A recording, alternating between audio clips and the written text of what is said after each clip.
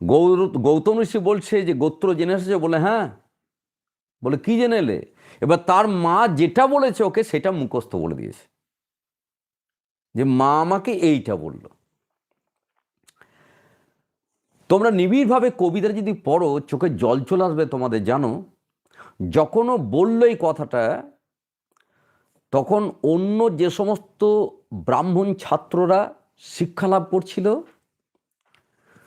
মৌচাকে, রবীন্দ্রনাথ লিখেছেন, মৌচাকে ঢিল পড়লে যেমন একটা ভনভন ভনভন করে একটা আওয়াজ হয়, সেরকম ওই ছেলেদের মধ্যে গুনগুন শুরু হয়ে গেল। ওরা স্পর্ধা দেখে একে ঘৃণা করতে লাগলো। ওরা এর গোত্র এইরকম যে বর্ণনা করলো সেটা জেনে ওরা একে উপহাস করতে আরম্ভ করলো। ওই কবিতাটা এই জায়গায় আমি থমকে গেছিলাম। লেখাপড়া